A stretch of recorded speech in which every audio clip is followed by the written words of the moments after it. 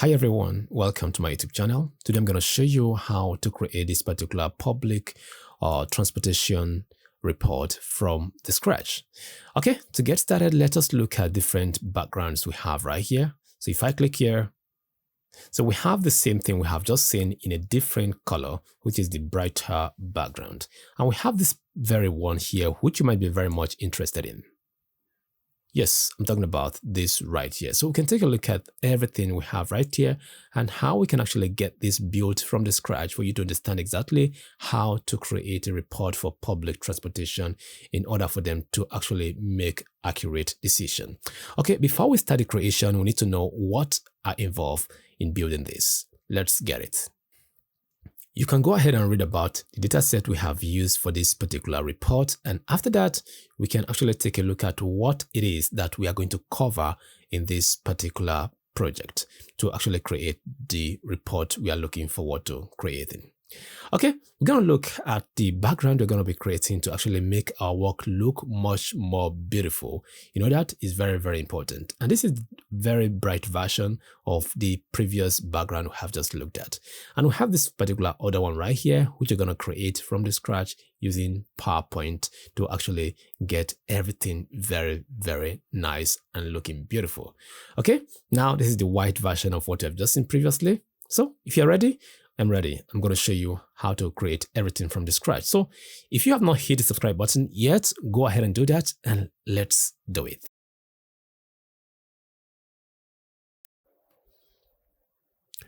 All right, everyone, let's get started. So when you click on get data, those are the data sources available. So if you can see which one you're looking for, click on more. So it lands you here. You can actually search from those particular groups we have here. So I'm going to go to all, and the one I'm looking for is actually Excel workbook or the CSV version of it, the text file. So if I have a text file data source and I mistakenly click on Excel workbook and I navigate myself straight up to where I have it right in. So here is it on your folder. As you can see, it's blank. So do we have to go back and correct that? I guess no. So what can you do? Look at this part here. Just go ahead and click on this drop down, then click on all files. There you have it. You have all the CSV that you have. But unfortunately, we can't grab all those data all at the same time. So we have to do it one after the other. So here comes our first table. Then what we can do now is just to go ahead and load. Then when we load this, it's going to load straight up to Power BI environment, which we don't want for now. So we just want to make a check, even though if we are sure that our data is okay. Let's go on transform data. All right, here we go. We have our first table right in. You might not have the same view as I have right now. So what is all about this? Like we have valid, we have error, we have empty. This is just to check, if the row in these particular columns are okay. So 100% valid means no empty, no error, so everything is intact. So how do you turn that on or off? So when you come here, you can see you can turn it on. So the column quality I have turned on, column profile here rather, is actually going to give you some kind of distribution of how many of the, if you look at it, we have 2 to be the highest, 1 and all of that. Then once we are very much satisfied with that, we can actually uncheck it. And now we need to go get more tables. So you don't have to go back to Power BI again. All you have to do is to click on new source. Then we know the source already is text or CSV. So we pick the second one.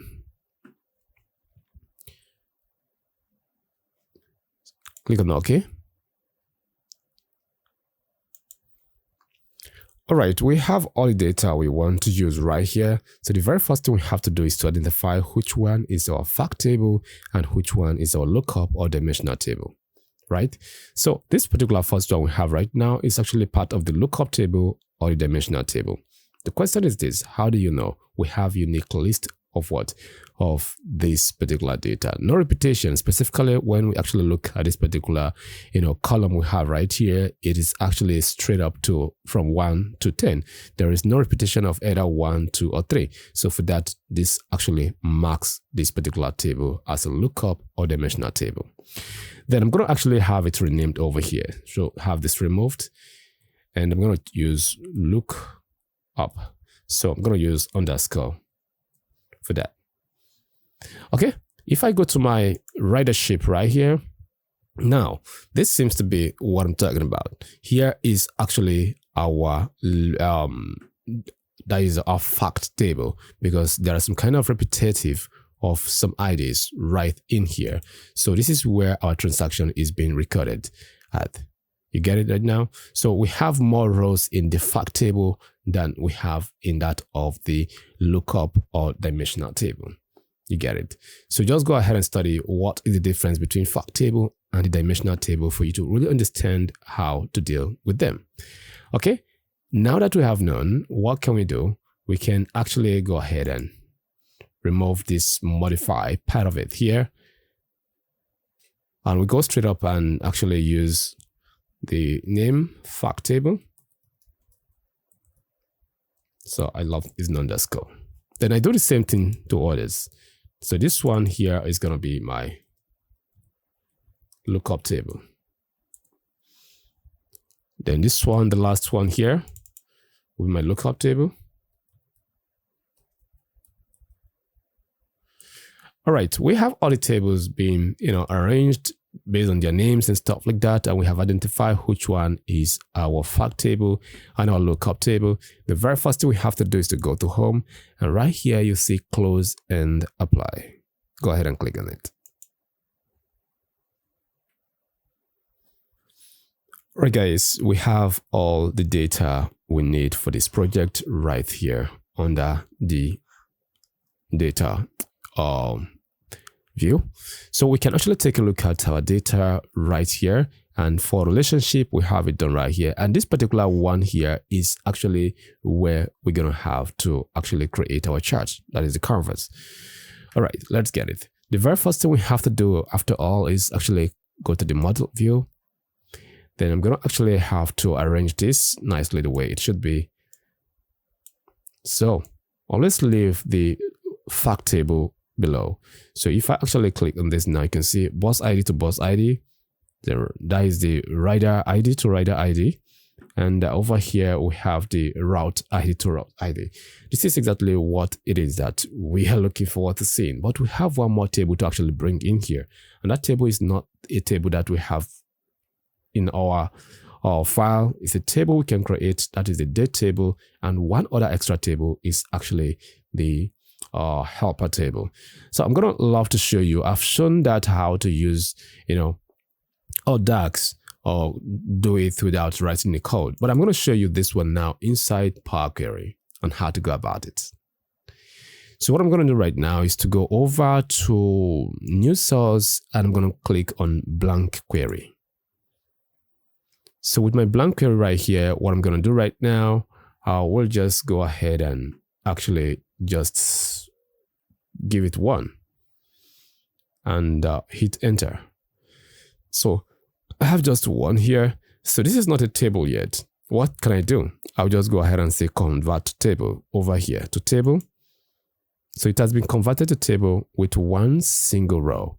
Then what I need to do is to actually go ahead and call this calculate.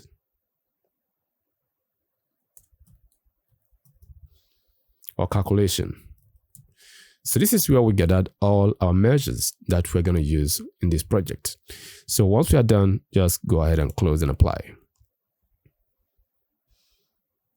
All right, as you can see, we have this particular table here. It has no connection to any of those tables, so you can call it disconnected table. All right, as I said, I told you we have one more table to bring in, but we're going to create it ourselves. So just go to this particular table view. This is where you take a look at all the rows and columns inside the tables you brought in. So I'm going to click on new table. So if you have not actually subscribed to my YouTube channel before now, just go ahead and hit the subscribe button, leave a like and leave a comment. Let me know what you feel about my content. All right, I'm just going to maximize this. I'm going to call it date. So for the dates, I'm going to use calendar auto to actually generate my dates. So with calendar auto, it's going to actually scan our table and return this. but I think it returns something very huge. How can we control this? Okay. How do we know if that is what it is? So I'm going to actually use the add columns. So using the add columns, I'm going to come over here with my comma. Then I'll go forward. Let me just minimize this a bit. So add the year. And extract the year. Date. So this date I have right here with square bracket is actually this particular date column right here. So this one here is a function, while this one with square is actually the main column we're looking for. So go ahead and actually close, then close this and hit your enter key. Now, if you look at it, we have 1904 as the as part of our date. So I don't know where this is coming from. We have lots of this right here. So if you encounter the same problem in this particular project or any other project, there is a solution to this. So, but let us go ahead and verify our date column from the fact table.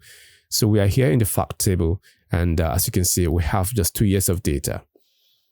So we have 2013 and 2023 and 2024. So I don't know where this is coming from.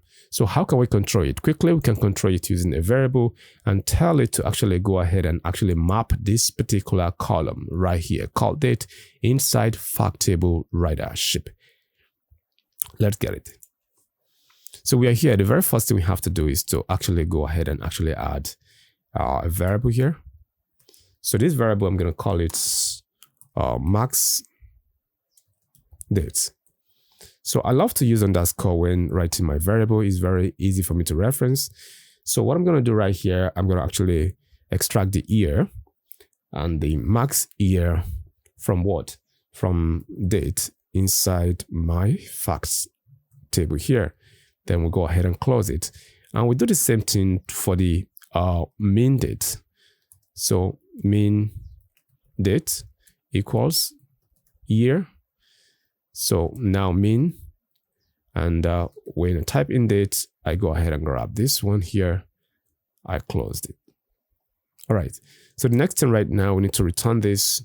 So we return. Once I have it returned, what I'm going to do next, I'm going to go after my add column here. I want to filter the calendar auto.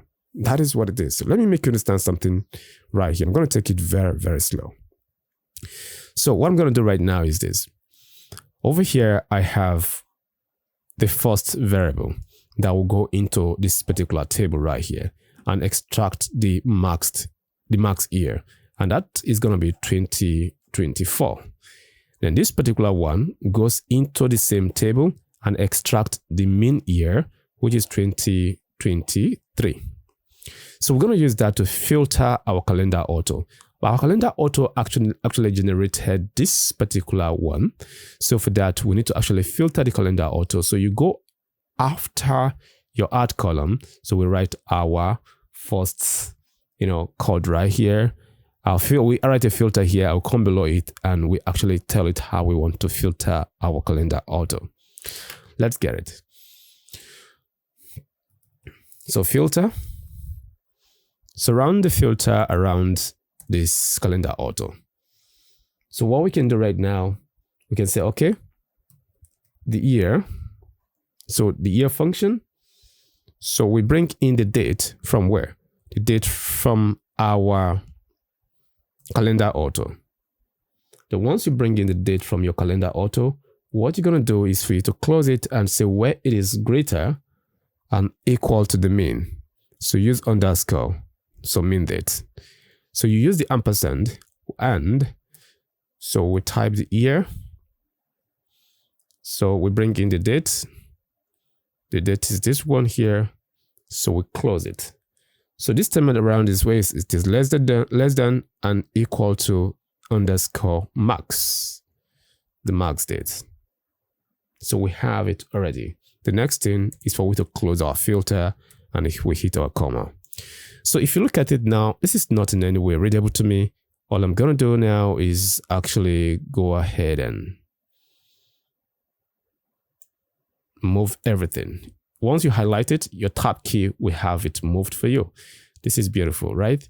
So now if I go ahead and hit my enter key, let's see what we're going to have.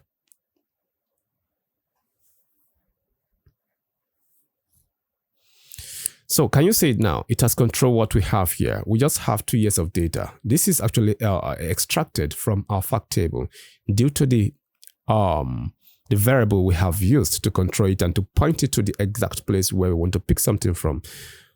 You get it right now. Okay, we just need 1 or 2 columns. So okay, I think we need 2 columns. The next column we need right now is column for the month. So month, inside here, month name. So we can do format. We bring in the date. Then we add a comma here. The format should be the shorter form. Then we go ahead and close it. So we need to actually get a month number that will help us to actually, sort this month the way it should be. But we don't have much month. I think we have just 2 months of data right here for the both years, but we can still do that. So month. And the next thing now is to use the main month function here. So the date. And next is for we to actually get our weekday. So for the weekday, it's not a different thing. So we call it weekday. Sorry for that. So what we need to do right now is to use the format again. For the format, we use our dates. We put a comma. We use the shorter form. So now our weekday is not sorted. We need to sort our weekday. Finally, this is the last one we're going to write here. So we do week num. So comma. So we use the weekday function and we'll bring in the date here. So we close it. So over here is month. I'm going to change it to month number. So month num for month number. That is beautiful. So those are all the columns we want to add, for now. So we have all the columns right here. Okay. This is what it is. So let us go ahead and test this out and see how it's going to look, right? So the very first thing I'm going to do is to come over here and I'm going to bring in my date.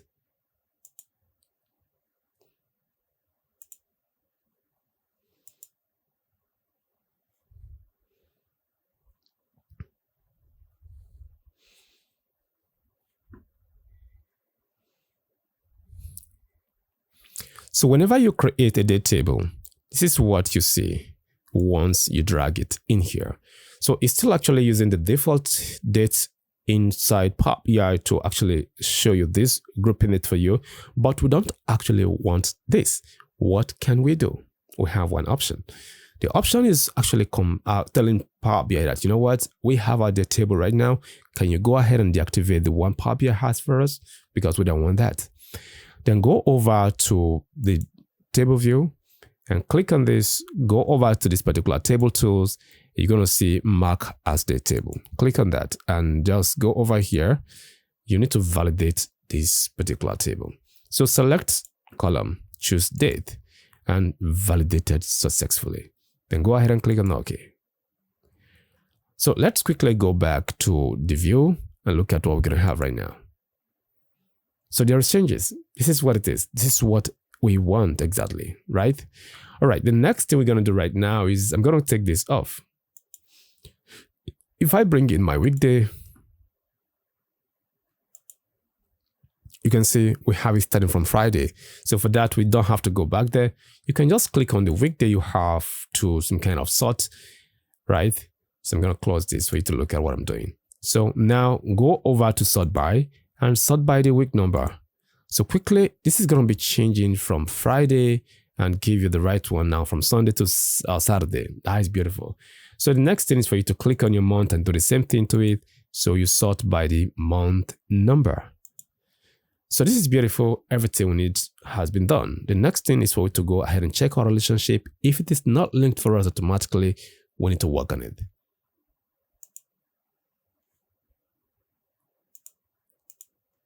All right, here is our date table. it has not been linked to the right table right here. So what I'm going to do right now, let me shift things around. Now is for me to actually connect this one to my dates.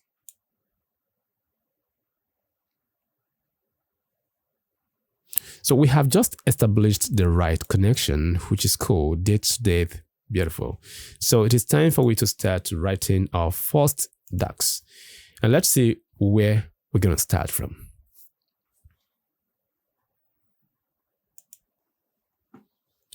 All right, if you look at this particular dashboard right here, there is something I want you to look at.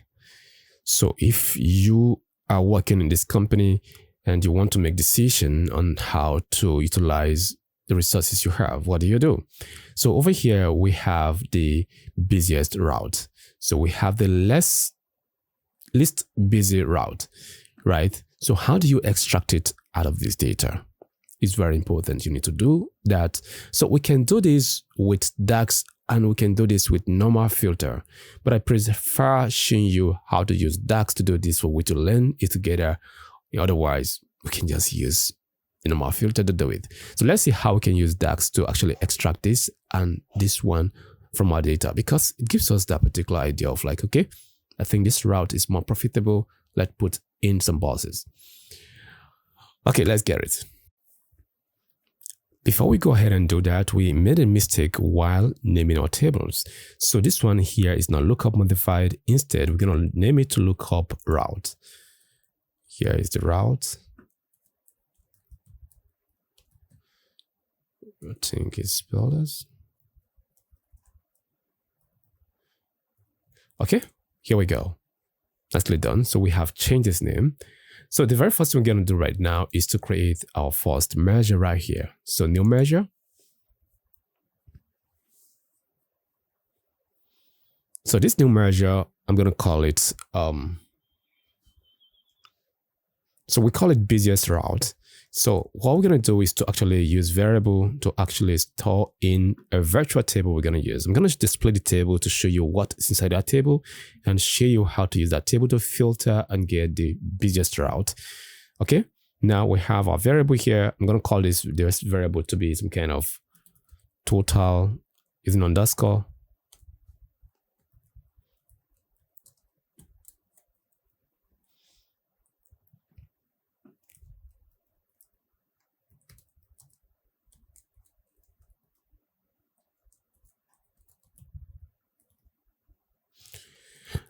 So as you can see, we have this particular thing here. It might look some kind of weird.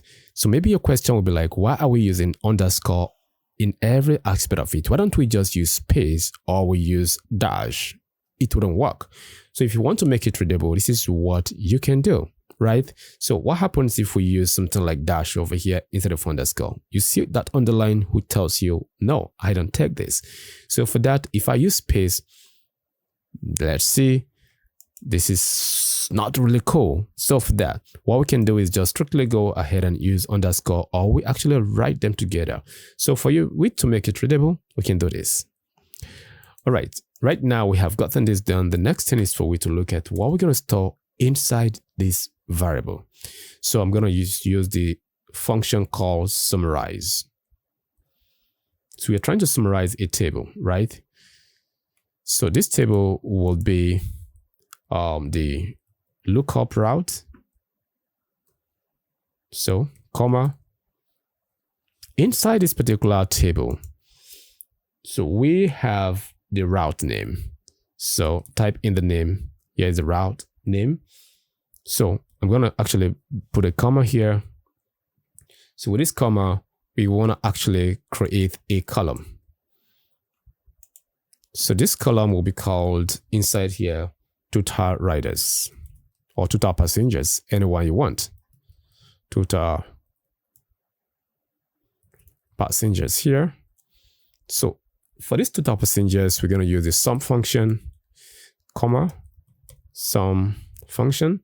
The sum function is going to actually aggregate from our fact table for us. We don't need any related, function. No, this is going to strictly work with this. Let's do number.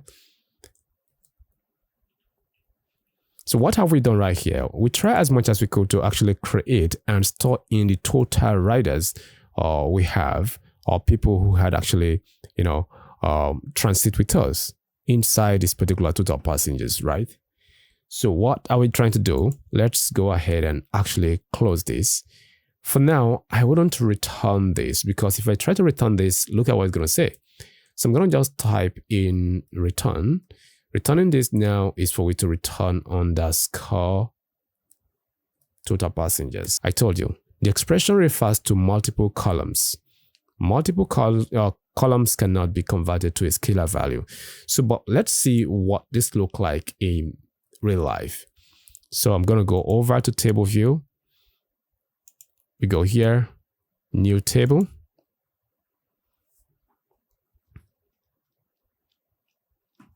So if I paste this over here, this is what we have. And I hit my enter key.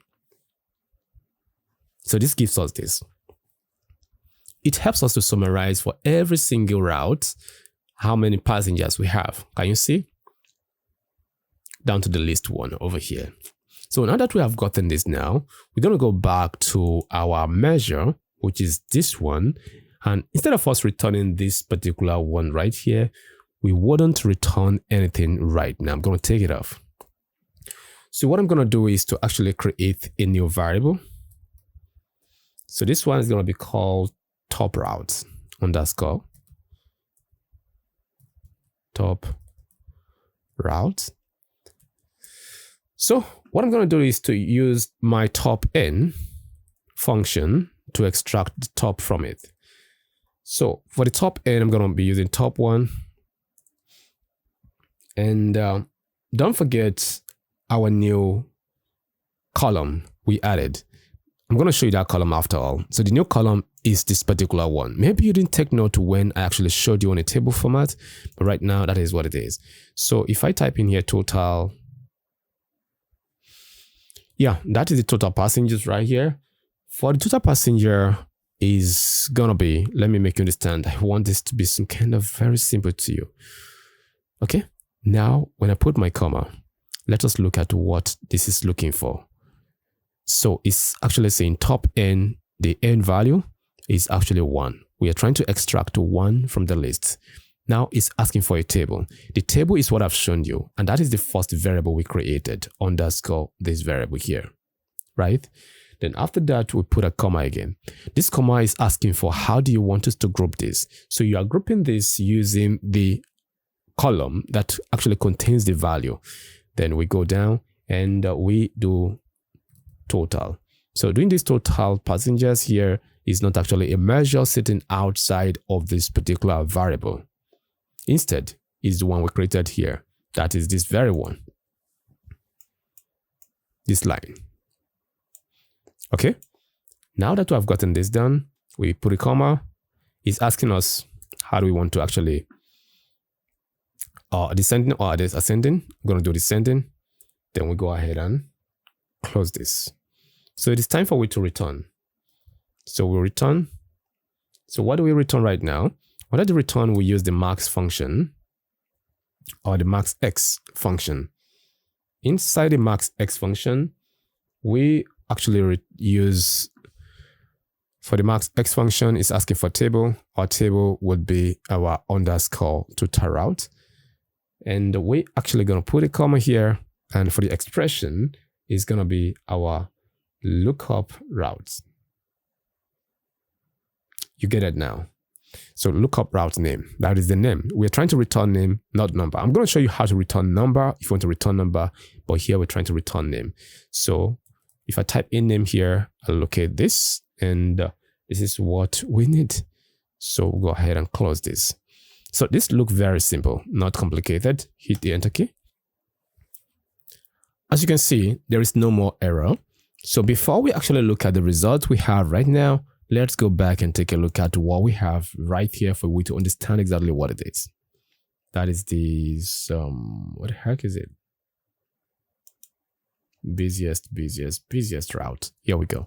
So if you look at this particular part here, this is exactly what you're seeing over here where I have my cursor hovering over. So we try as much as we could to sum the total passenger for each route. And let us go ahead and take a look at the result we have. Let us display it on a card. So the busiest route is this. Can you see it now? Very simple. When I say very simple, I mean very, very simple. So what next can we do? The next one we can do right now is to get the least busy route. And that is not going to take us any time. All we have to do is to actually recycle through the previous one. So I'm going to Control A, Control C to copy, and we add in a measure.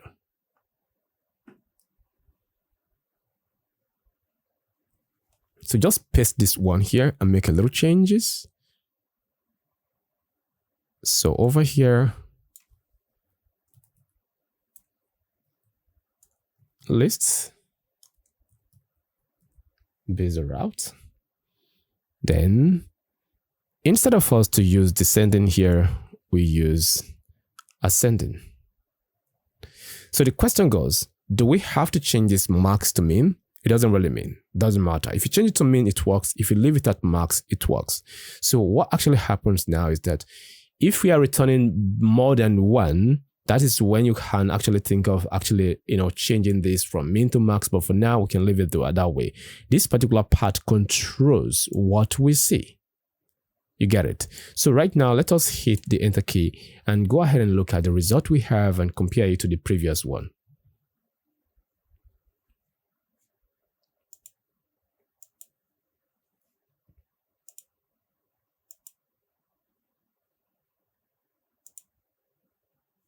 So we have a different result entirely. So here is the result we have. So the busiest route and the least busy route is this one right here. And just make sure, let's put this on 20. Oh, we can use 25. That is beautiful. So we just do this. So for now, those are going to be here.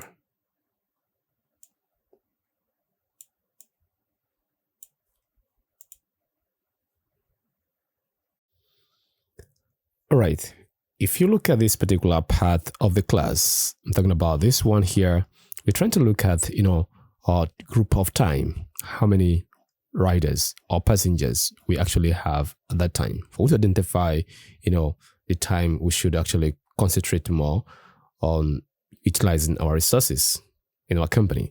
Okay, how do we actually group this? Because we have a particular column that actually takes all the time that we have actually transacted, or rendered our services. Okay, let's take a look at that and see how we can actually have this done.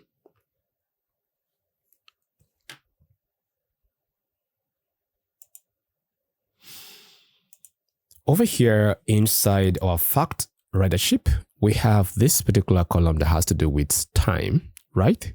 Then what we can do right now is to actually add a new column. So you can actually click here to add a new column, or you can right click over here and go over to where it says new column, and new column would automatically be added for you.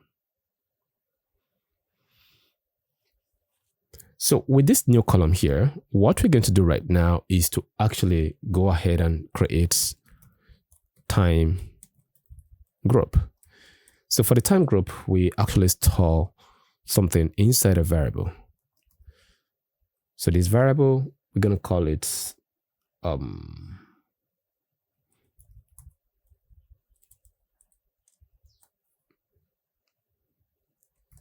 time. Okay, let's just call it time. So with my equals here. So what we're going to do right now is to use this particular mod function. And we use the hour function as well. I'm going to explain everything after all. And we actually move in our time. So if I type in time, it's going to come from my fact in Ridership. So I will go ahead and close by 24 hours. So we divide it by 24 hours, right? Then go ahead and close it. So once we have done this, what can we do? If I have this return, what will be the end result? I'm going to have return this, now return time.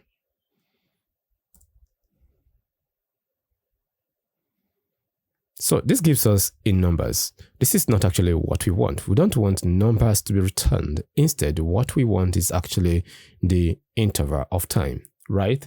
So what we're going to do in this instance, under where we have the return, so we're going to move this away for now. So we're going to use the switch true, that is using true and false. When this is true, return this, otherwise return that. So switch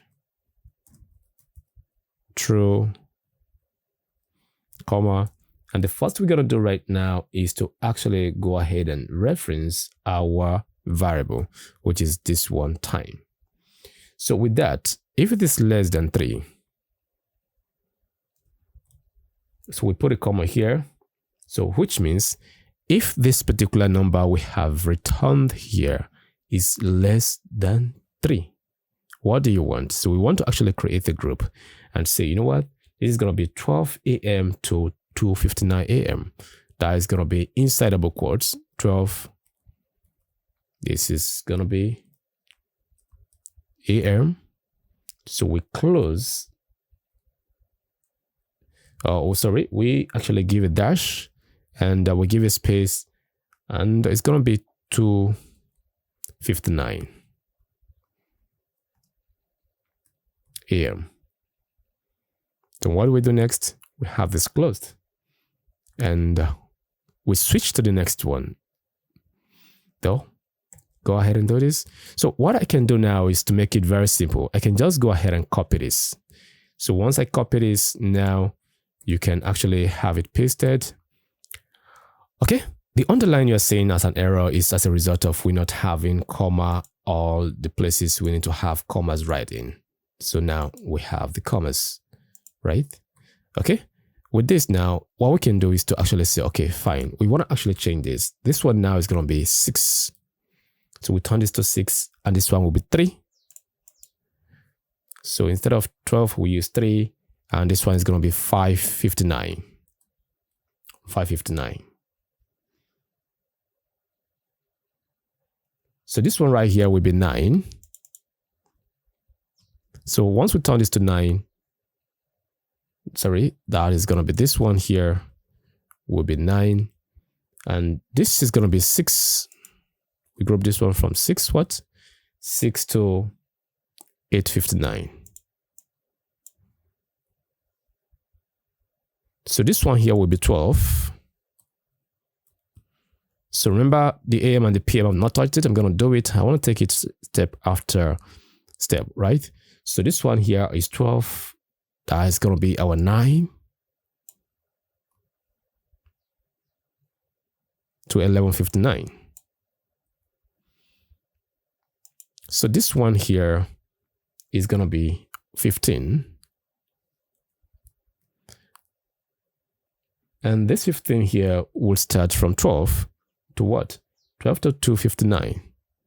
Don't worry, I'm going to tell you what it is. It's because we have AM and PM, right? We're going to put all that. I want to make sure I finish the numbers first. So now from 15, we're going to do 18. 18, that is going to be from 3 to what? It's going to be from 3 to 5:59. Then finally, we do 21. Then from 21, that is going to be from 6 to 8:59. 6 to 8:59. Okay, right now, this one right here is going to be AM. This one is going to be AM. This one here is going to be AM. So from 11:59 is going to be AM again. Then from this particular 59 here is going to be PM. This one too is going to be PM. This one as well is going to be PM. Do you look at that right now? So finally, we go down and we said otherwise inside double quotes. So we are going to do 9 p.m. to what? To 11:59 p.m.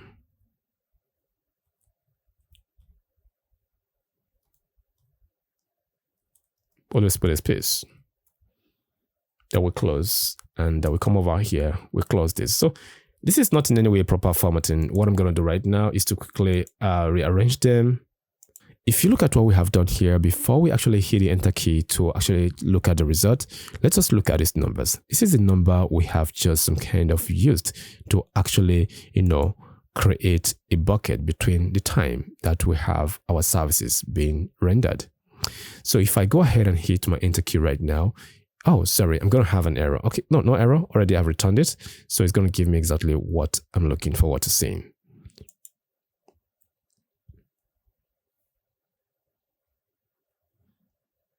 So we can take a look at the result. Now it has been actually arranged the way we want it. So can you see? So based on the time we have here, we have created a group of it. So let's properly look at what we have here. First of all, we look at this particular line of code. It's very important for we to understand it so that we can write it all by ourselves without looking at it over and over again. So this particular part here, the variable time, what we declared there is actually using the mod, the hour right here, and as well we actually push in the fact table that has the time column, and we try to divide it by 24 hours. So when we did that, it returns numbers instead of what? Instead of time. So we use that time and create a switch between the numbers of the time to actually identify which particular time fall between this and this. That is exactly all we have done. You get it right now. That is it. So we have gotten this done. Let us look at how we can actually make use of it. So we can go over to our data, and now we have our new column inside here. And if you look at it, here we go. If I grab it, so I'm going to have something like this. So there is no column, there is no variable available to actually slice this. So what can we do? We need to create our total passenger or riders. So I'm going to come over here, right click and create a new measure. So in this new measure, what I'm going to do is to actually say total riders. So inside bracket, I want to identify what I'm talking about in case you don't know what it is. So is the passengers. So now it's going to be equals. So what I'm going to do right now is that we have the numbers of people that actually, appeared in our fact table. So what I'm going to do is to actually use the sum function here. The sum function will go and locate the number. Here you have it. So if you look at this, this is from our fact table. So I hit my enter key. And with this now, I can drag it in to see the numbers of people that actually appeared in that particular column based on the time group we have here. So what if I go ahead and actually use the comma separator in case we have it, in 1000. All right, with this now, I can go ahead and drag in this column, this measure into our time. And there we go. So this is what we have. Can you see it now? Within time group. This is beautiful. I love it. So quickly, we have to do some formatting. So the first thing we do is to go over here and we bring in this, and it gives us the numbers. That is great. Okay. If you look at it, this is very cool. But what if we try to actually make sure it looks a little bit not too much? So this particular y-axis start going crazy. So what can we do? We can fix it. So let me leave it this way, like this. The very first thing we have to do is to go to the y-axis here, and we have to scroll down a little bit and turn off the title. But still, that doesn't fully solve the problem. The next thing you have to do is to come to the maximum width and drag it to 50%. The thing we do now is to close the y-axis, and let's go to the x. For the x-axis, both the title and the number that shows beneath it, we don't actually want them. So we turn them off. Go to what? Go to value, turn off the value rather, turn off the title, and the chart looks clean. So because we're going to be creating our own title ourselves so that we can have control over it, so why don't we go and turn off the title as well? So with this, our chart looks much more better. So we can put it right here. This is beautiful, right? Okay, I love this. So the next thing I'm going to do right now is that we want to show time. Let me show what I'm talking about. Over here, if you look at what we have at this particular part now, it's very informative. So this line chart has all of this, and this. So over here, we're trying to extract, the down hour of operation. And over here, we are trying to actually extract the peak hour of operation. And we're trying to show how many passengers we have at the peak hour and how many passengers we have at the down hour. And we're trying to show based on time without grouping the time. So we want to see when we actually filter this particular time, between which time and which time. So this is crazy, right? But very simple. I can show you how I did it. Let's go. All right, we are back right here. The next thing we're going to do right now is to actually bring in a line chart. For now, we're going to turn it to an area chart after all. So I'm going to make it very huge for now. So what we can do is to go over to our fact table and we drag in our time. So with our time right here, the next thing I'm going to do right now is to bring in the total passenger I have for each time. So we have something like this. This is crazy. So we can just, let's go ahead and I'm going to reduce this a little bit. Let's put it on 20 for now. Then we can create space. Okay. Can move this one away. Click on this now. And here we go. We have it opened. So what happens if I actually use a filter? So now it's giving us from 9 to 11:30. So what we specified when we actually wrote the code was actually telling the system to like, okay, you should stop it from 9 here to 11:59. But we do not have our services out there till that of 11:59. So our services stopped at 11:30 and it stopped at 11:30 exactly. And it's AM and it's what we're seeing right here. So let's filter this particular one right here. Now it's actually from 3 AM to 5. Okay, I think we made a mistake right here. We're going to go ahead and correct something over here. There is a mistake somewhere. Let's quickly go ahead and rectify it and fix it immediately. So where we have this particular PM, those ones as well should be PM. So this one as well should be PM. This one should be PM. Oh no, this is crazy. I think somebody must have solved this. I'm sorry for that. So here is PM as well. So if I hit my enter key, that should have corrected everything for me. That is why it's always good to actually, when working on data, take a look at it over and over again. If need be, ask someone to actually evaluate what you have done. All right, with that, let's get back. What happened? There's an error somewhere. Let's fix it.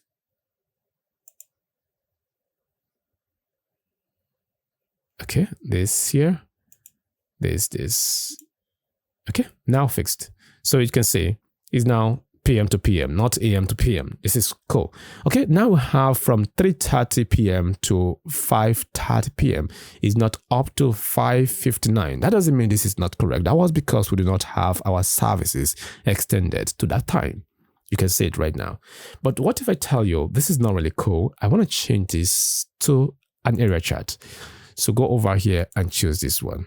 Later, after all, we can control how we actually show this specifically. When you look at what I've done right here in terms of design, look at this how I want it to look like. But for now, let's go with this. So the very first thing I'm going to do for my y-axis or for my x-axis, I want to turn off the title and I can bold, go into the value area. So bold the text I have on it. So for the y-axis, right, I want to leave it, but the title should be gone, but leave this one the way it is. So I told you I want to have control over my title itself. I'm going to turn it off. It's gone. Okay. once I have this, the next thing I'm going to do right now, don't concern yourself much about the design yet. Let us go with everything we need to actually have right here before we go strictly for the design. So the next thing I'm going to do right now is to make sure I provide the peak hour. So for the peak hour, this is not something in any way difficult at all. So what are we going to do? It's the same thing we have done in the first part of our DAX. So I'm just going to click on this one to identify which particular measure actually produced it. And this is it right here. So I'm going to actually go ahead and Ctrl-A, Ctrl-C to copy, recycle through it, and go ahead and create a new measure. So we can go ahead and paste this right here. All right, this particular part needs to be changed to what? To peak hour of operation. That is it. Okay, instead of us to actually return this, we're not returning this. Instead of us to be looking at summarizing at this level of routes, we're not actually doing that. Instead, we are going to be summarizing this at the level of what? Of our fact table. I'm going to show you what it has once we have done this. So I'm going to actually come here, the fact table ridership here, and over here, I'm going to actually have to show the time. That's crazy, right? Time from what? Not the grouped one, the main time itself.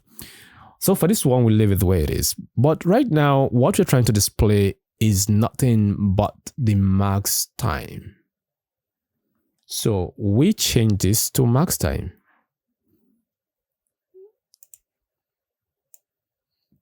So we change this one to here to time. So this top route here, we can leave it that way. It doesn't really matter because it's just a name. But what if I decide to actually say peak time? So that would affect this particular one right here. But can we not do it at once? What can we do? Just hold your Ctrl-Shift-L. That highlights everywhere we have it. So we can type it all at the same time. Can you see it now? It doesn't affect anything. Okay? If I hit my enter key, this would have done the work for me. But what if I want to show this and show you exactly what it is that we have right here? I can just copy this particular part. So now copy this. So already we go here. I'm going to replace this. So what can I do? So Ctrl-V to replace this, the fact table.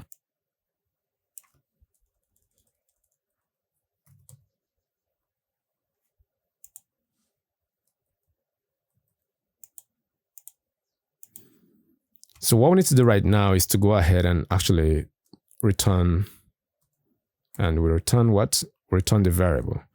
So when we return the variable, look at what we have right here right now. It's going to be different. Instead, we're going to be actually grouping this or summarizing this by time. So let me hit my enter key and look at what it is that we have. So can you see it now? So we have the total passengers right here and we have time. This is what it is. So if I keep scrolling down, you can see what we have over and over again. And that is what it is that we have done. So we can actually go ahead and bring in our busiest. Did I use the lists? Okay, the peak hour rather. I'm bringing in my peak hour. So it's going to show in date format and time. So what you can do right now is to go ahead and change the format you have if you don't like it. And I don't like it. Nobody would like this. It's giving us 1899. That's crazy. So click on it over here, not on the chart or on the card you have. Then on the measure itself, go over to where you have format. Then go to short time or long time, whatever you want. I'm going to go with the long one. And that actually formats my time for me the way I want it. Okay. This is exactly what we're looking for. This is the peak hour. So I can just make it a bit smaller. So let me do 20 as well. I'm going to put it over here. So copy this. Oh, no, I don't want quick measure. Actually, I want to use a new measure.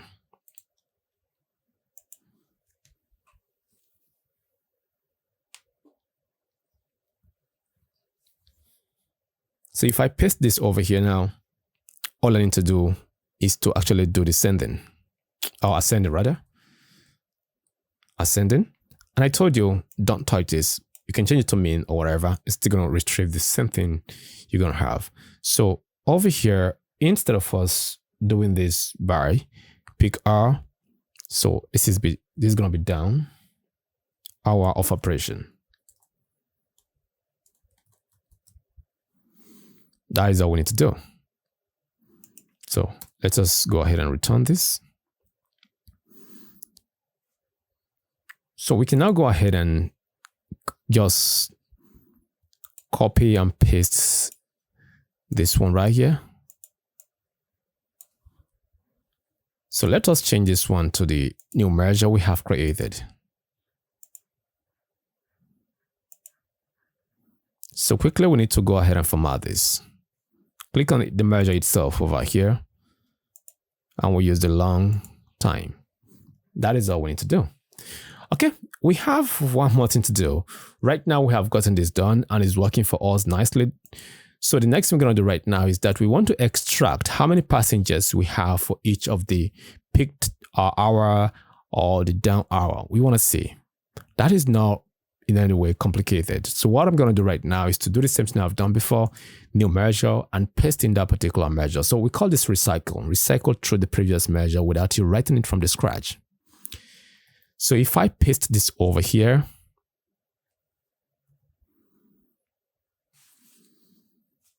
so we have it pasted. Instead of us, this is the down hour. So for this particular down hour, we can actually change the name to match what we are about to actually get into. So what do? We can identify it using V for value. So I'm going to put V in capital letter here for value. So now, instead of us to return this particular one here, what we can return right now is to return number. But I doubt if total passenger will do that. So let's do total passenger right here. And if I hit my enter key, it should do it. If it doesn't do it, we would have to use the variable we have created for our total passengers. But let's just take a look at what this is going to do like. Return. So I'm going to click on this one. So we have 15, which means it works. So if you want to change it, you can come over here and take it off. Remember, the one we have used is this particular one right here.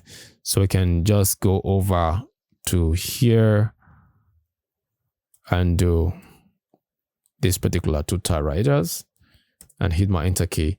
If it gives me the same thing, which means we can use either of them. So let's quickly go over. So we still have the same 15. So what am I doing in essence?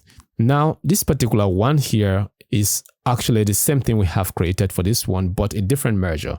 This is an embedded measure inside the same measure right here. But this one is measure sitting outside. If you reference it, it's fine. If you want to reference this one, all good. So we can just go ahead and quickly copy the same thing over from here. So remember when changing this for pick R, so we want to use the V for value, which is the number. And I told you over here, you just need to change this one. We can decide to use our main variable sitting outside that calculates the total passengers that we have. And once you hit the enter key, what you have is just the numbers of people at the pick R. So let's bring in the one we've just created newly. So you can see we have 80 people right here. This is exactly what you need. So what are we doing? We are trying to create all the charts we need before our design. So we have just actually, have this created, and this looks beautiful. So don't worry, the design is going to be some kind of cool. The very next part we need to focus on right now is the boss utilization category. So I'm talking about this very part right here. So we want to see how our bosses are being utilized, and what determines this is something you need to know. So this kind of analysis helps us to understand how our transportation business is doing. So we need to actually know that. Let's get it. Over here in the fact table, we have the numbers of riders, which is how many people on a particular date and time. Like on this particular first row here, we have 34 people. Here we have 40, 40, 18, 48, and all of that. So we have in that table, inside this particular table called lookup buses.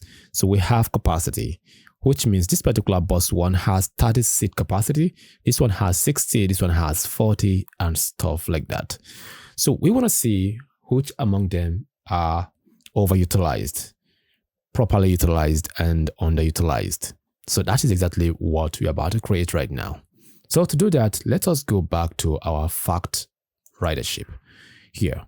So we add a new column to this particular table. So new column.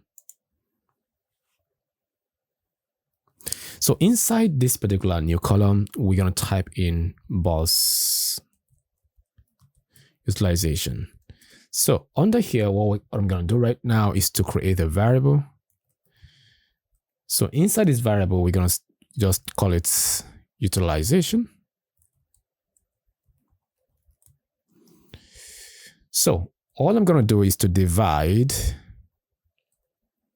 So divide what? I'm dividing my total passengers. So we have not actually created a measure for our capacity, our total bus capacity. So we can actually embed the measure inside here. So the first thing we're going to do right now, the measure we have existing is actually the total riders or passengers right here. So we divide that by the what? By the sum of our capacity, which is this particular bus capacity right here. So once we have done that, we can just close, and let us just go ahead and hit the enter key. Oh, an error will actually come up. So let's go ahead and return it.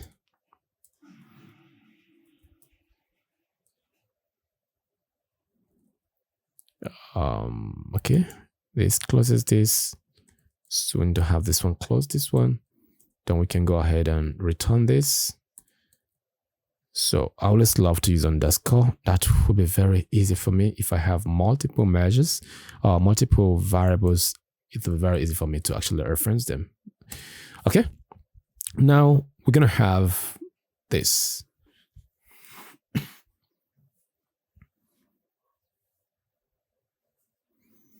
So here we have this particular percentage right here in decimal places. This is what we want. So we don't need to convert it to percentage. If we need to actually look at it in a percentage level, we can go ahead and do that. So here we go. Let us take a look at this in detail before we actually move further from here.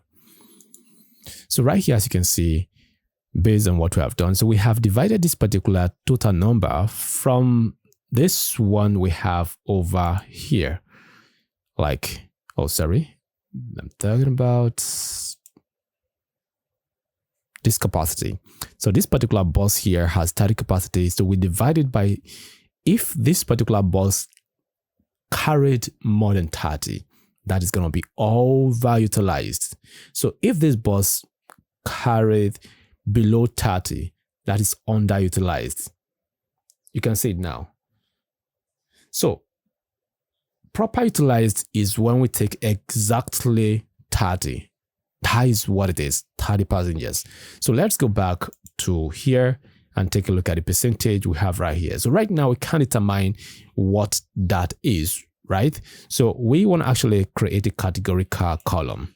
So what we can do now is to go back. Instead of us returning it as a percentage, what we can do is to use the switch function around this. So I'm going to just use the switch over here, true. So using the true one first now. So I'm going to say, you know what? This particular variable called utilization here, if it is less than 0.5, that is approximately 50%. So what I want to categorize this at is going to be underutilized.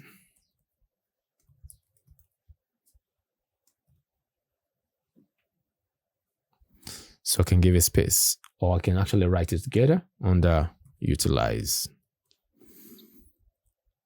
So comma.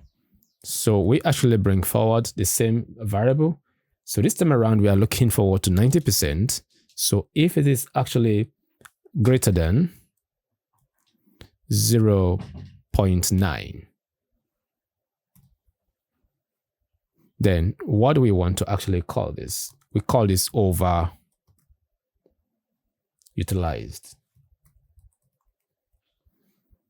So we need to surround this with double quotes. It's very important. So comma. Now, otherwise, so we're going to say properly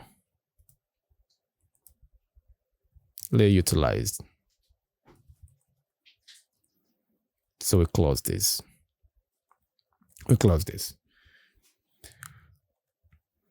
So you can see it. If the utilization of our buses are within 50%, so we're going to actually term that as underutilized, right? Then if the utilization of it is actually less than, that is greater than 90% right here, that means it's actually overutilized. Then if it is between this 50 and 90, that means it's actually properly utilized. So I'm going to actually hit my enter key right now and further take you back to where we have our buses and the utilization and take a look at exactly what I'm talking about. So let's go ahead and collapse this. So over here we have 34 and it's giving us underutilized. If presumably we can identify the bus from here, we would understand when we go back here what exactly I'm talking about. So we have 30 capacity, 60, 40 and stuff like that. This is exactly what it is. I believe you must have known exactly what we're trying to achieve now. So the next question is, how do we visualize this? The thing is this, we want to know the numbers of buses that are underutilized and overutilized. Crazy. All right, go over here. We can definitely copy this because already this one has formatting, and copy, paste it, and shift it down. So what we're going to do right now is to remove all the axes we have over here. So nothing is there. So I'm going to click and go to my fact table. So inside the fact table here, I'm going to go to this particular bus utilization. So click on it, and we go ahead and look at our total rider or the passengers. No, not that. We don't have it yet. We're not doing that. When we do that, we're going to do that under the tooltip. So instead, what we're going to do right now, we need to create a new measure that counts how many buses do we have on the road. So go ahead and create a new measure.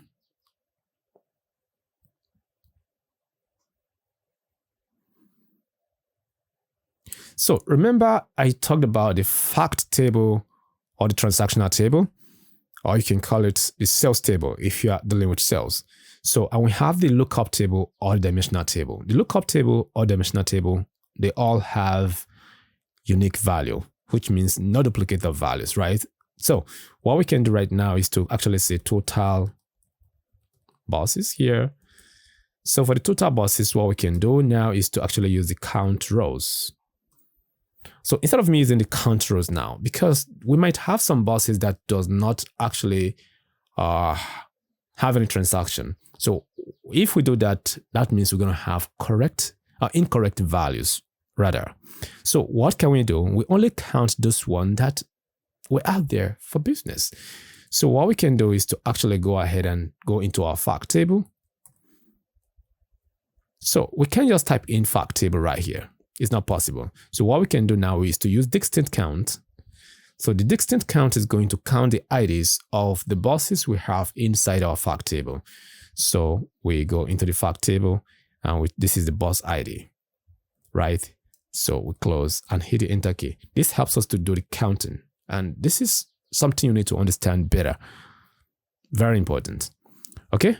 Now we can now bring it into our chart. So let's grab it. Underutilized. Why do we have it, Elon? So which means something is wrong with our calculations right here. Let's go to the fact table. So everything here falls underutilized. So there is something wrong with this. Let's quickly look at this.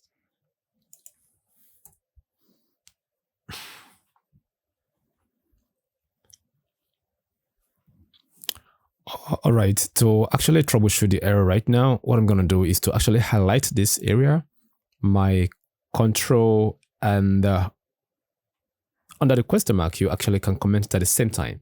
That is the slash control and slash helps you to comment it all at the same time. So I want to test something here. I want to return the utilization rate we have here alone to see what it is. So we should have something beyond the percentage we have previously. So I'm going to convert it quickly to percentage. So if you look at this now, this is what we have.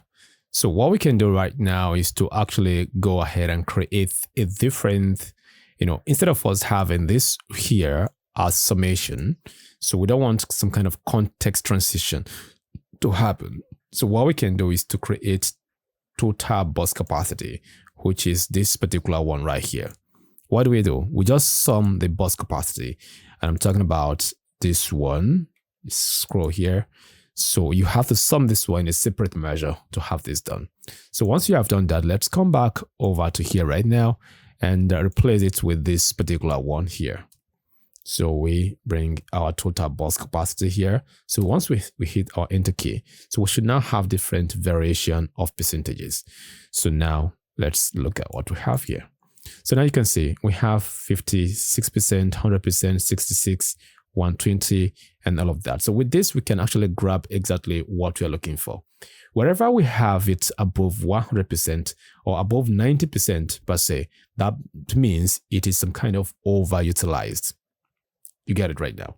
Okay. Now that we have gotten this, let's quickly go ahead and release this. So first of all, have this removed. So highlight this, your control and slash. We have it back to life. So if I hit my enter key right now, this should actually give us what we want. So here we go. So over here, we have it at what? At 56%. So at 56%, if we go over here, we say properly utilized, it's between 50 to 90. So it's going to give us that. Then while the second one here is giving us 100%, so it's actually overutilized. Above 100, above 90 is overutilized. Let's go back to our visual, and that corrects this for us. So if you look at what we have right here right now, you can see that we have 36 of our buses properly utilized and 27 of our buses overly utilized and 19 of our buses underutilized. That is crazy. So this is exactly what you need to do to create something insightful, and we have just done justification to that. So you can now go ahead and add more information to this particular chart. So all you have to do is to open up this and scroll down. You see the tooltip, click on the tooltip, and then you click on the calculations right here. Then we can decide to actually show the total passengers. And if there are other ones you want to show, you can go ahead and put it under. But for now, we go with that. So if I hover right now, what we see is 36 buses were properly utilized, and we have 2,972. And this one here, 2,827, while the last one here is giving us 788, where we have the bus underutilized. Beautiful, right? All right, next, we're going to look at the distribution of riders or passengers by this particular weekday right here. Very important. So next, we'll look at the month, we'll look at the year, and we'll look at the year-over-year change that we have right here. Very important to look at that. So With this, we are done with all the measures we need to write. It is time for we to actually go ahead and set it up and actually create it and make it as beautiful as this. So let us quickly go ahead and do all of this before we talk about the design. Don't forget to hit the subscribe button if you have not done that. Leave a comment, let me know what you feel about this. And as well, you can actually hit the thumbs up for me to get more encouragement to create more content for you guys. All right, we are right here. We don't need to write any measure for the weekday. So all we have to do now is to grab the chart we're going to use to actually visualize that. And that is going to be this one here. So stretch it a little bit here. So the next thing I'm going to do right now is to go to my calendar. So first of all, I can actually plug in my total passengers right here. Then we go to the date table and we bring in the weekday into it. So we have the weekday distribution right here. Okay, this weekday distribution is fine. There is something I want us to do. This chart is going to be very, very much more informative. And how do we go about that?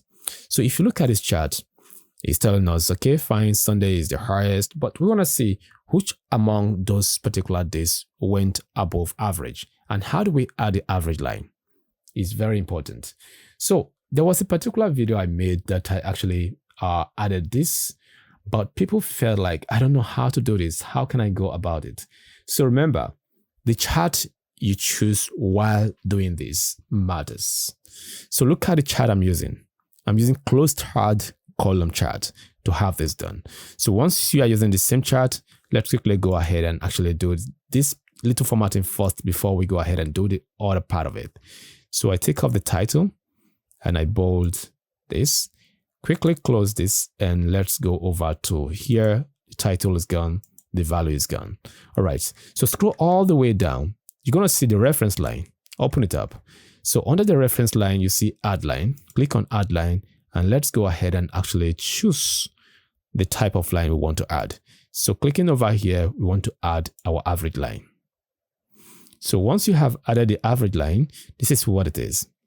So we want to use color to tell a story right here. And what is that? We want to see which of these particular weekdays we went above average and which of these weekdays we went below average. So colors will talk about it that way. Okay. The next thing we're going to do right now is that we can decide to actually change, go to the data label and add the,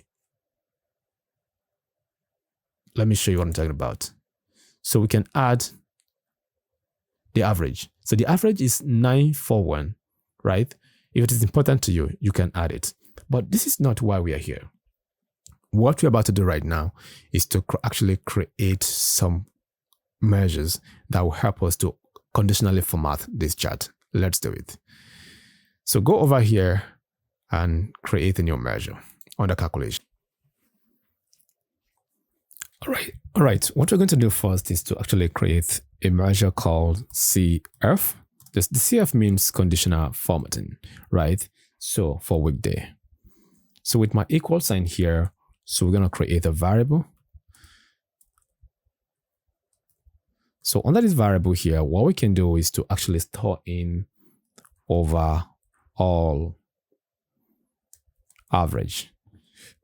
Oh, sorry, mistakenly hit the enter key. That is going to give me an error. Don't worry, we can fix it. All right. What we can do here now is to actually say, okay, fine. We want to take the average of our passengers irrespective of the weekday we are. We want to see the same number all through so that we can have this flat line. And the number this average is going to return should be 941. So it should actually return this for Sunday, Monday, Tuesday, Wednesday, Thursday, Friday, and Saturday without having to change. Okay, this is what it is. We don't want to average for a particular weekday. We want to average for all weekday. To do that now, what we can do is to use the calculate function here to affect the filter context. So with the calculate function, we go ahead and use our total passengers. So what do? We divide it by what? Go ahead and close.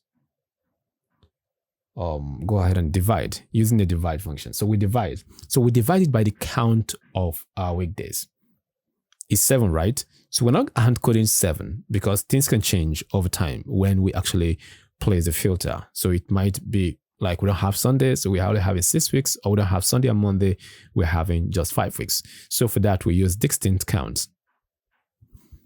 So this is the distinct count we have right here. This distinct count will count our what? Our weekday. So once we have done that, we'll place a comma here. Then now for the filter. For the expression, we have done that. Then for the filter, what we need to do, we use the all function. And we say remove from what? From the date table. Okay. So I want to see what this would actually give us. Close your calculate. So let us return this and let's see what it will give us. So overall average. So if I hit my enter key, let's see what this is going to give us. So fixed. So if I drag this in, so let us, okay, look at this now. We have it on the same line, pointing to the same average line. So if I hover on it now, you have 94 or 941, 941. The same thing this one gives us, the same thing this one gives us, the same thing this one gives us right here. So let me just right click and say show as a table. So can you see it now? If you look at the average we have here under the line, it's the same thing we have over here. And I said it's going to return for every single weekday we have right here, irrespective of the filter we are actually looking at it. So we're not going to try to do for a particular weekday, so it returns the same thing. So with this now, we are good to go. We can go ahead and use this to actually make a condition on how we should actually color this particular chart. So under the return, so we're going to use the if function. If. So we are taking off this average now. We don't want it yet. So we're going to say, okay, if the total passengers right here or riders is some kind of greater than our overall average, then, comma, if that is true, we want to see 1. Otherwise, we want to see 0. So we can close our if and hit our enter key. So let's see what we have here.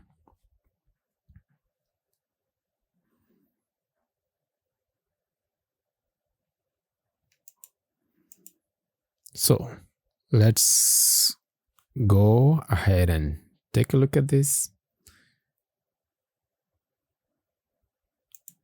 So we can remove it. Can you see it now? So over here is now returning 1 on this particular part for us. It's not in any way returning that for us. But right here, it returns that number.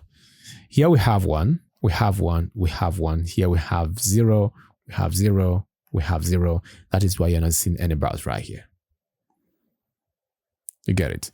So let's quickly go ahead and take a look at what this actually returns. So we can look at that when we bring in this on a card. So this is it. It returns 1 for you, which is the overall. So we don't want the measure inside here. Please remember to remove it and have this back. So I'm going to put it at this level. For now, we'll use any color.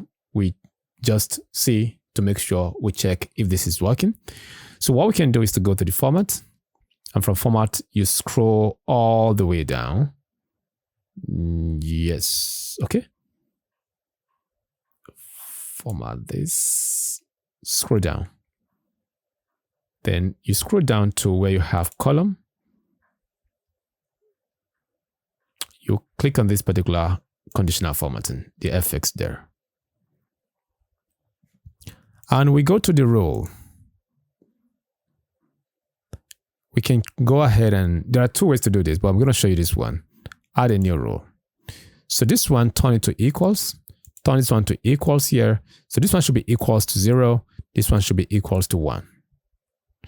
So change this one to number. Very important. This to number.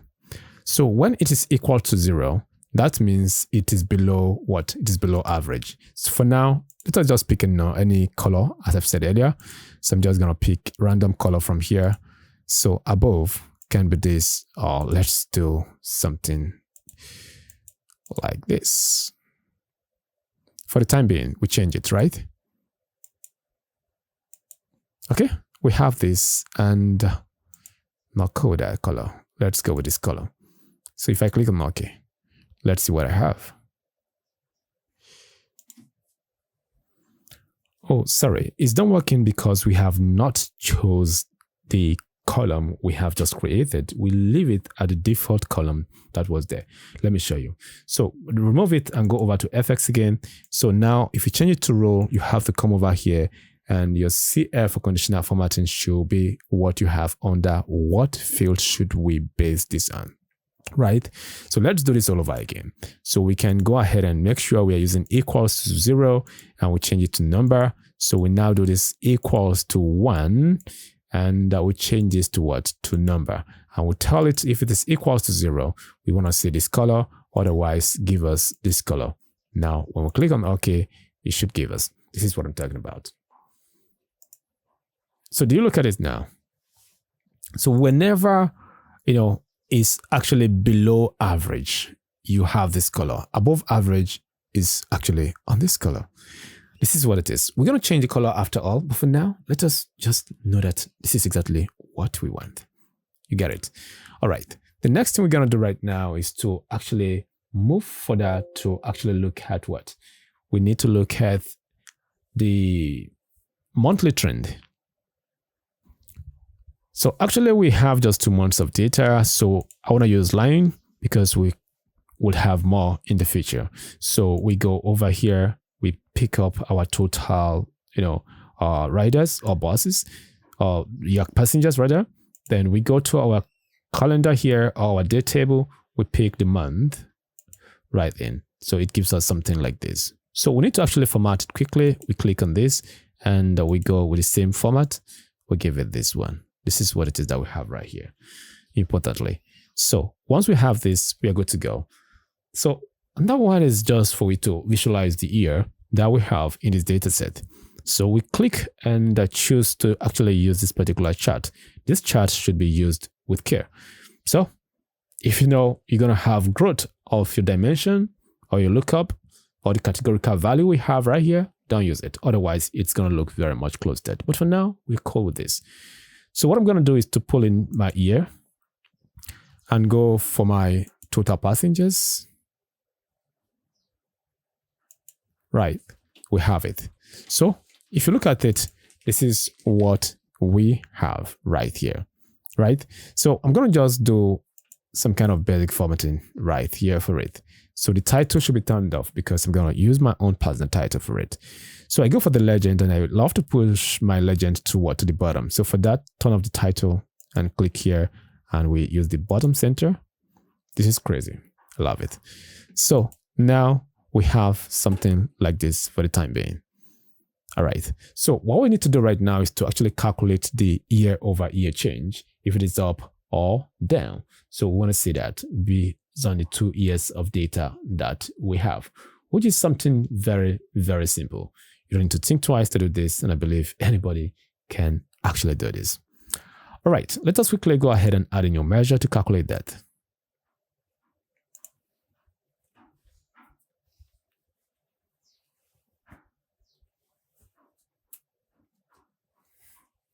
All right, on this new measure, what we can do right here is to actually type in year-over-year change.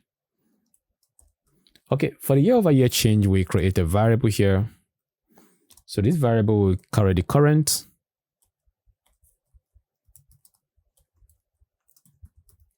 year.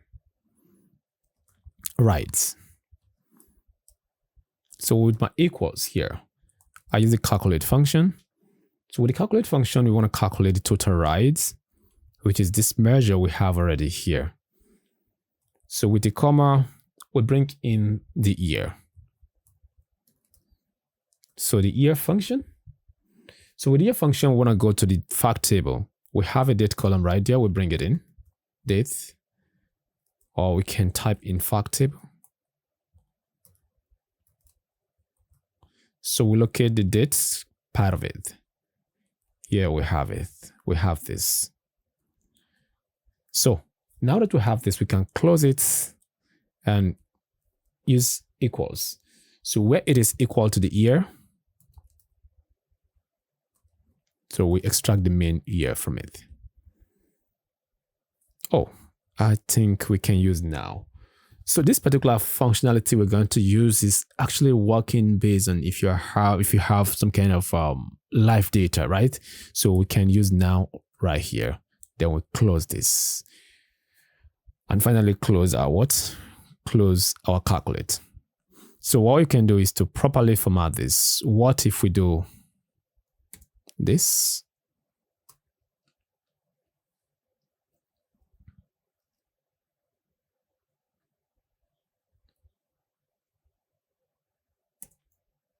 So and have this done. So this calculates the current year for you. So we need to calculate the previous year. Very important. So for the previous year, we create a new variable.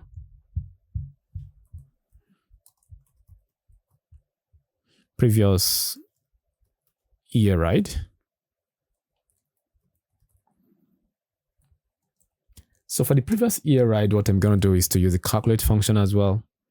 So with the calculate function, we do the same thing, total passengers or rides. So we give a comma and year, date of fact table. We extract the date part of it and we locate where it is equals to what? To year. Now,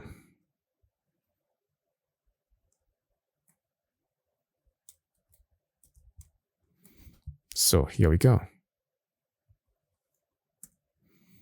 All right, we have done this. So we need to do -1 on this one here. So we need to return this.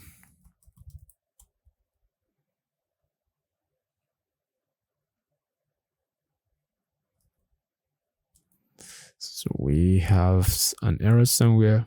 Let's just fix that. No.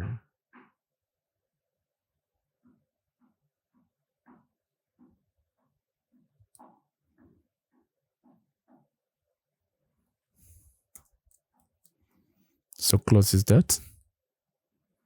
Okay, nicely done. So we can now return this.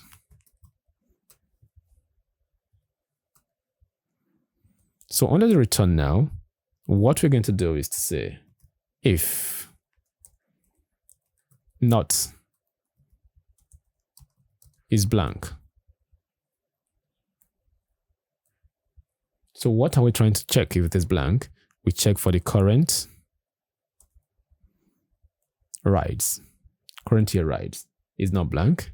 We close and we check for another one, which is blank. So we check for the previous year ride over here, if it is blank as well. So once that is the case, if it's not blank, what do we do? So we go ahead and what? And actually let's say, okay, inside bracket, the current year ride, we subtract it from the previous year ride. And we further go ahead, close the bracket we have here. So we now go ahead and divide it by the previous year ride. Then with this, that create our year over year change for us. I think this might seem a little bit complicated, but if you learn this, believe me, honestly, your life will become very much easier. So we have this done. What we can do right now is to convert this to a percentage before we do any other thing. So I'm going to go ahead and do this.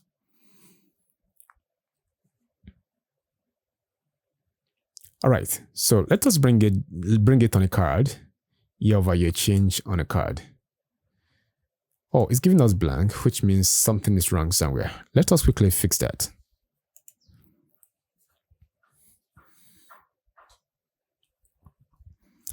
I think our issue is from here. So remove this particular last one here. So remove it and close this particular year. So we have not closed that. We close it now. So when we hit our enter key, this should actually fix the error we have that is giving us blank. Let's go ahead and check it out and see if this has worked.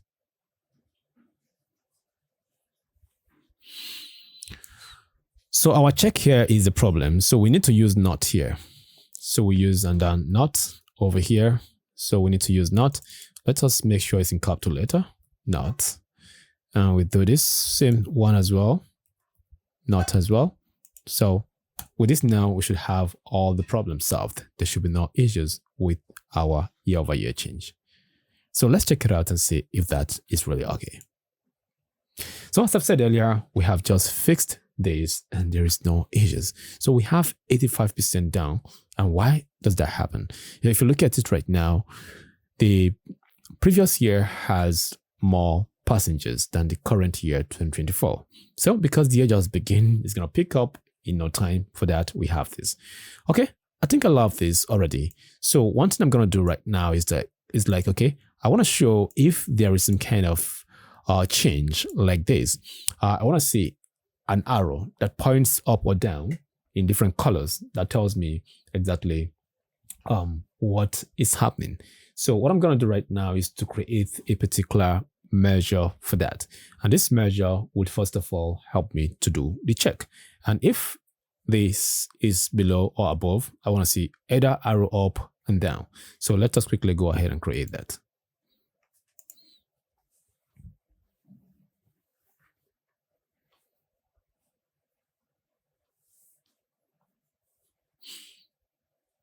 So over this one here, I'm going to type in year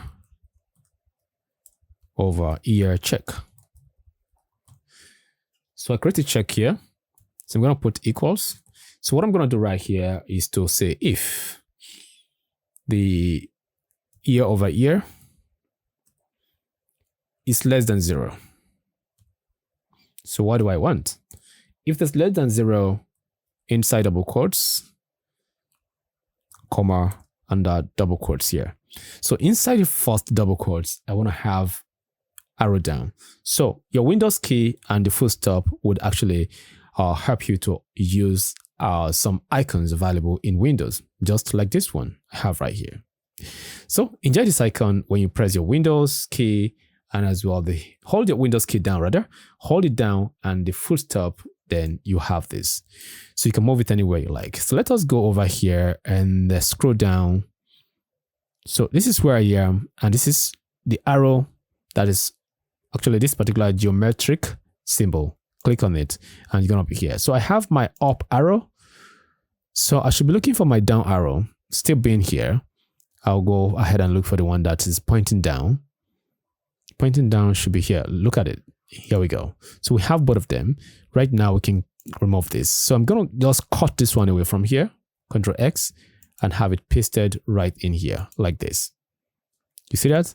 So you can just go ahead and do this. And I hit my enter key and that gives me the condition I'm looking for. So I should have up and down arrow. And the one I'm going to have right now, because this is actually minus 83.5%, approximately 84%, then it's going to actually point down. So let us try to see if this gives us what we're trying to get. Oh, this is pointing up. Why? Pointing up. It's not a growth. Let's check it out. Oh, I think we messed it up. So now we are saying if it's less than 0, we are actually giving it point up. So instead of that, we just have to change this, cut this off and paste it over here. This should correct what we want for us. Now we should be seeing arrow down because it's going down.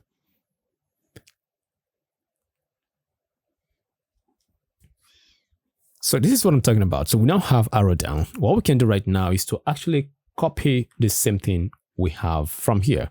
Control C, Control A and Control C to copy.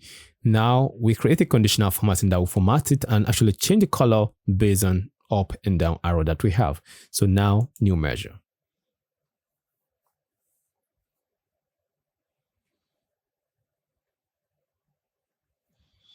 Okay, we have it down here. So I'm gonna just do CF for conditional formatting, year over year check. Then over here where we have it to be down, what I'm gonna have here, if it is down, we wanna see red. So when it is up, which means there is growth, so we wanna say something like green. So let us be consistent with our this thing. Okay, fine, we have it right here. So right now it wouldn't reflect. What do? We have to use it as a conditional formatting to change the color.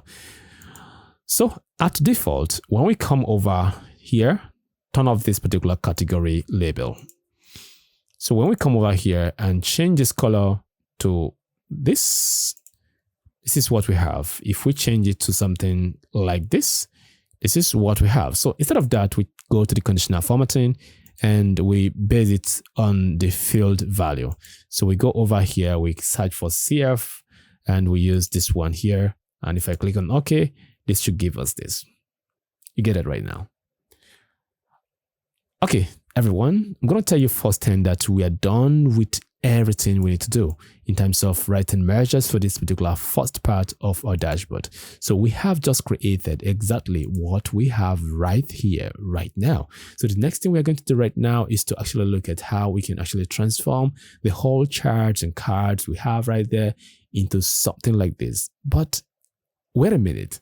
Are you really sure of that? Yes, of course. So we're about to actually create our design. And you know what it is? We're going to use PowerPoint. There are so many programs out there that you can use for your designs or for your background creation. So feel free to use any one you feel like, but PowerPoint is one of the simplest and easiest and even almost free to be used. Don't forget to hit the subscribe button and let's get on the other part of it.